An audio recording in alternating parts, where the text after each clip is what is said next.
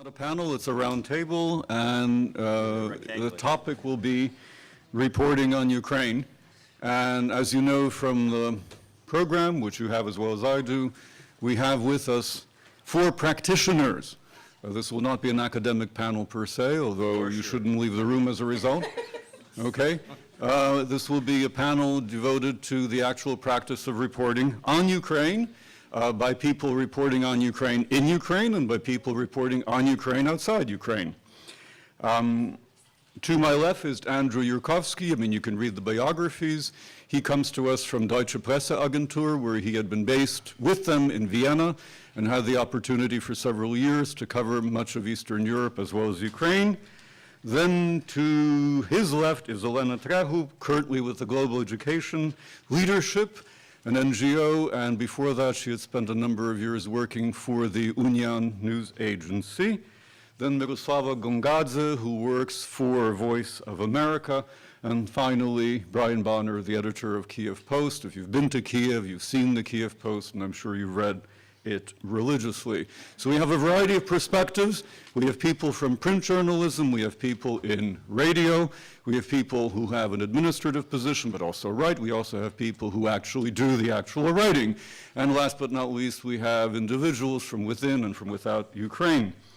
The way this is going to work is it's a round table. I'll ask questions, they'll provide answers, and we'll go around in a kind of round robin and along with interventions of various kinds. So by all means, feel free to do so. And this will go on for, I guess, about an hour and a half, roughly, and then we'll leave you, the esteemed audience, with a mere 15 minutes for Q&A. Presumably by then we will all be tired and or scintillated, presumably a combination of both, and that will end the conference.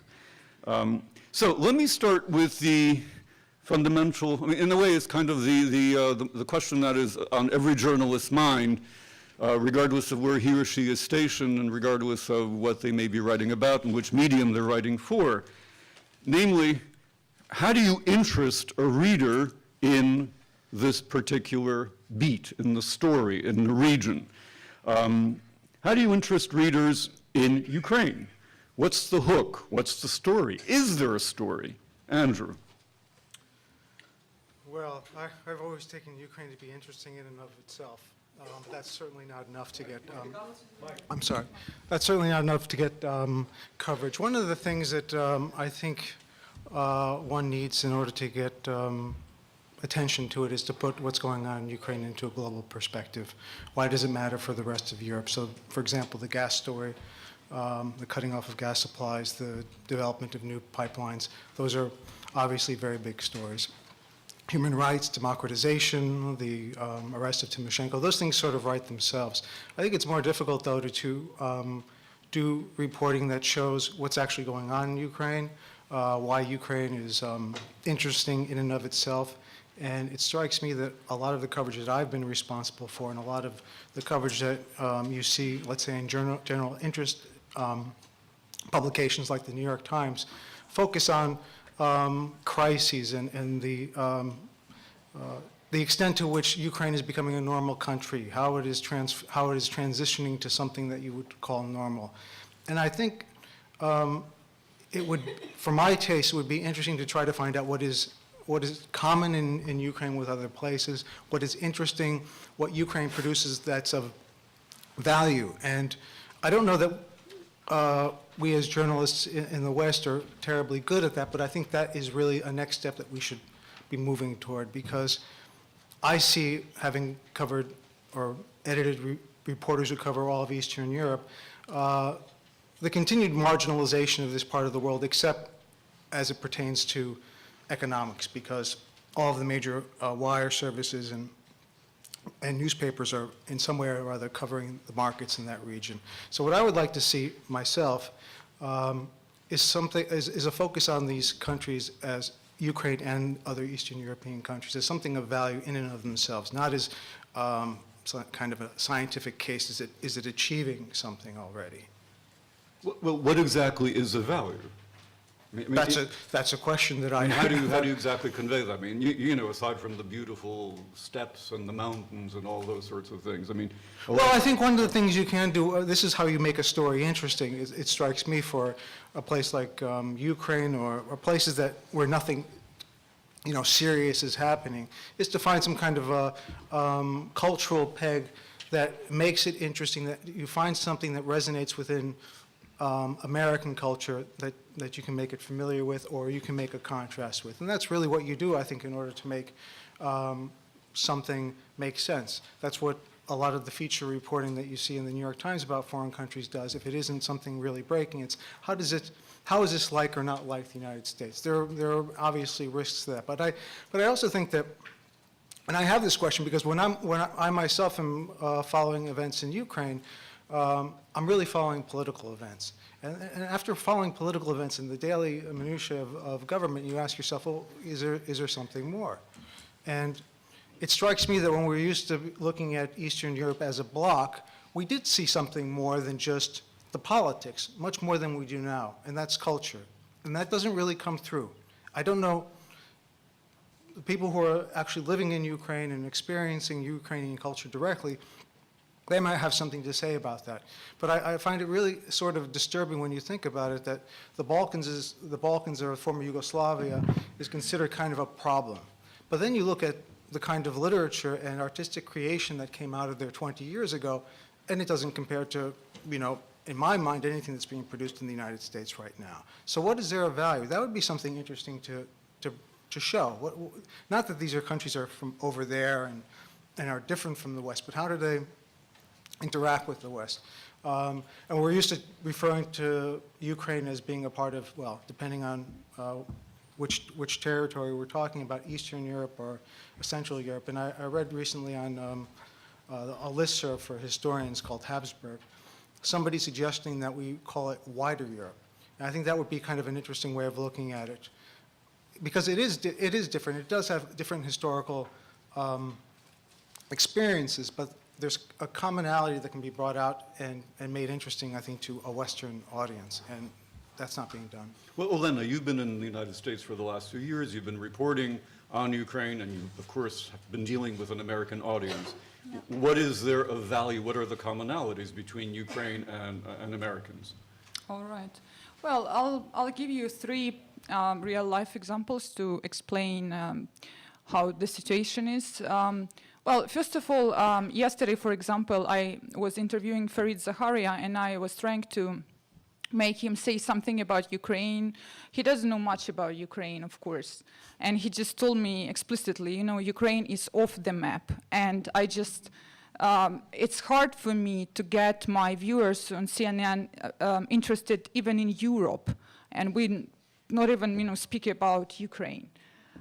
Second example is when I was reporting for New York Times a little bit when I was in Kyiv last year.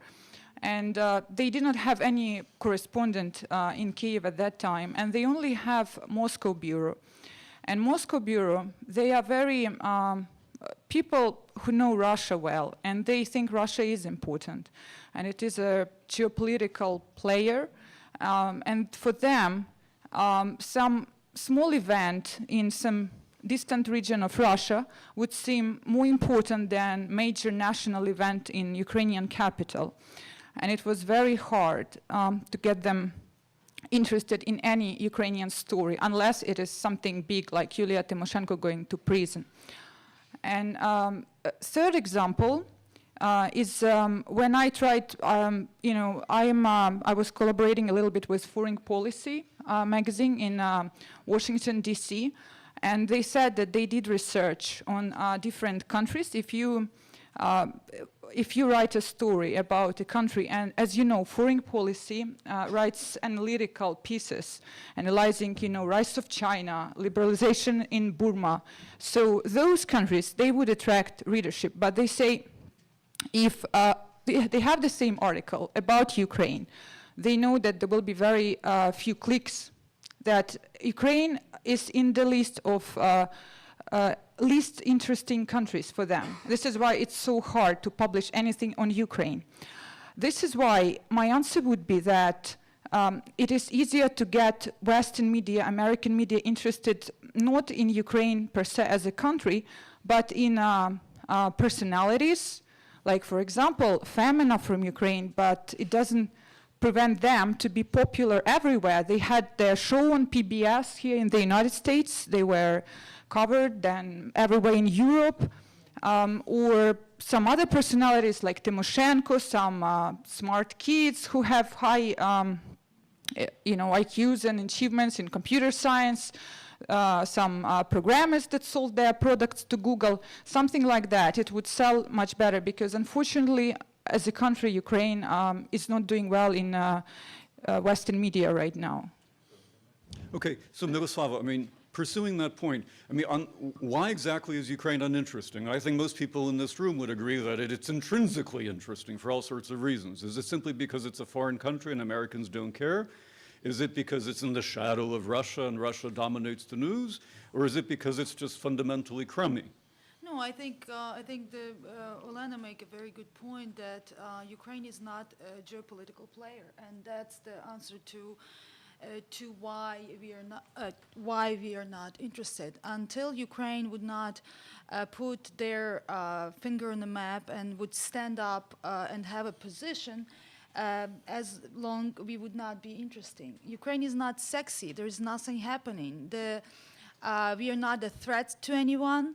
We are just ambivalent country in the middle of Europe, and until we would not have, I mean, we have to have stand, we have to have position, we have to have a foreign policy that would that we can we can stand for some position. Otherwise, it would never be interesting. I don't think you would be able to interest people otherwise. I can share life experience as well from my work at Voice of America.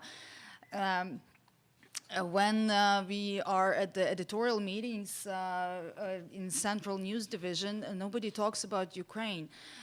Something happened in Russia, little thing would happen in Russia, everyone would talk about it, would think how to cover the story. Ukraine, even the big things, doesn't really interest anyone. If something big happened in Ukraine, nobody is interested. So it's always very, very difficult to push Ukrainian story for the world coverage. So. But there was, I mean, during the Orange Revolution, Ukraine was in the news. Yes, because there was a lot of big protests. There was threats of maybe civil war. There was a lot of question what would happen to the country and what would happen to the bordering countries. That's why it was interesting. Maybe next Orange Revolution or whatever, Blue Revolution would bring interest to Ukraine. Brian, your take on these points? Well, two things. I'm not Ukrainian, but I'm deeply, deeply interested and fascinated by the Ukrainian story, and I think it's one of the great stories of all time, and that's why I continue to try to tell it, and that's why we do it at the Kyiv Post. But I also agree that I mean it's exceedingly difficult, and we're a small market. As powerful and as influential and as great as we think the Kyiv Post is, we still have a circulation of 20,000 papers on Friday in Kyiv, that's all. And on a good day, we have 10,000 readers on our website. Now, if there are 5 million Ukrainians living abroad and there's only 10,000 people reading the Kyiv Post, then they're getting their news from somewhere else. It's discouraging. It doesn't keep me from living in Ukraine. I've had the chance to live in Washington, D.C., Moscow. I'd rather be where I am in Kyiv. Let's just pursue one more angle to this. I mean, Andrew, I mean, your original point was that the way to make Ukraine interesting is to focus on culture, cultural compatibilities, and the rest. I mean, a number of your colleagues essentially suggested that it's really the geopolitics that matters, and as long as that Ukraine is irrelevant to the world, you can talk, presumably you can talk about as much culture as you like and turn blue in the face, but it won't make much of a difference. Or do you see culture as the wedge that can actually break this wall of indifference, if you like? Well, let me put, there's another issue that, and we can go into this as well, is the problem of foreign coverage in general. On the one hand, if you really are interested in the country, you can get as much information as you want now. Everything is out there. If you speak languages, you can get almost anything. But in traditional media, in television, even in let's say, stations like CNN and BBC that pretend to cover the world and really don't, you don't, there's no room for it. And in fact, if you try to pitch a story as a freelancer, why don't you try Global Post? Because we have no room on the LA Times. We don't have any room for foreign coverage. Papers that used to be great papers. Oh, we're getting everything from the wire service. So in terms of getting a page in on Ukraine, or probably any country, unless it's something to do with the European country, unless it's something to do with the Euro crisis, it's just very, very hard. So you have to get it. I think you alluded to personalities. That's important. Also technology, if there are technological developments. Business stories, I would say that the Financial Times has an incredible amount of coverage on Ukraine. And in fact, they probably publish a story almost every other day. If it's not in a blog, if it's an economic story of some kind. So that kind of coverage does get in there. The business media is covering Ukraine quite well. But if you're going to try to get into general interest media, trying to attract readers who don't have an interest in economics, who don't have an interest in geopolitics, and obviously Ukraine is kind of on the margin of geopolitics, you have to introduce them, you have to interest them in something that is maybe intrinsically interesting, like a personality, somebody who has done something, because we all are interested in reading about personalities, or a development, some kind of a commercial development, some sort of niche that Ukraine is getting into. And so in order to write about Ukraine, you have to not only make it interesting to the audience, but first of all, you've got to pitch it to a very cynical editor who says, look, I've got no room for foreign news. So how do you do that? So you have two very difficult selling points. So is personality the way to go? Well, yeah, absolutely. You need to find something unusual, something attention-grabbing. I participated last year in the World Economic Forum as like representative of Ukraine, and we had a meeting with Bill Gates. And before meeting with Bill Gates, his assistant, she was kind of preparing us how to start a conversation with Bill Gates. And she says, Bill is not interested in what you do, who you are. He's interested in facts, in some interesting information. So when you see him, don't say, I'm Olena, I do this and that. Just say, hey, I'm Olena from Ukraine. Do you know, by the way, that 1/3 of our parliament has criminal record? And Bill would be fascinated. And this woman, his assistant, she is American. She lives in Seattle. How does she know that? You see? So basically, but I wouldn't like to present Ukraine that way. You see, that's the point. So you need to be either sensational and negative and find some bad stuff, or try to find some good stuff. Unfortunately, at this moment, Ukraine has more bad stuff than good stuff to show to the audience. So that's a dilemma for us. If we care about the external image of Ukraine, how do we get people interested without letting people know that 1/3 of our parliament has criminal record? Yeah, it's interesting. You remind me another story.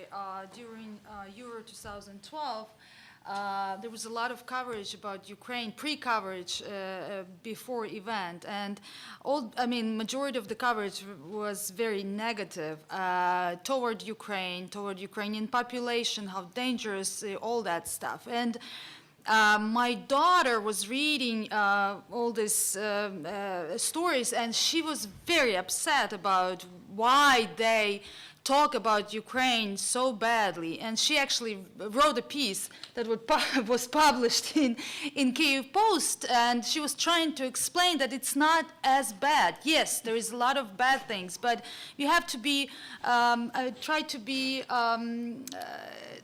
objective about coverage. But that's another story about that. So. Well, of course, part of the problem is, once a country seems to have fallen into this kind of zone of crumminess, it's very difficult to get out of it without some sort of major breakthrough. Because the working assumption is that it's lousy, And anything you say that might be positive or semi-positive begins to sound like an apologia for the country, Yeah. which of course immediately turns off readers because they think you've got an agenda of some kind.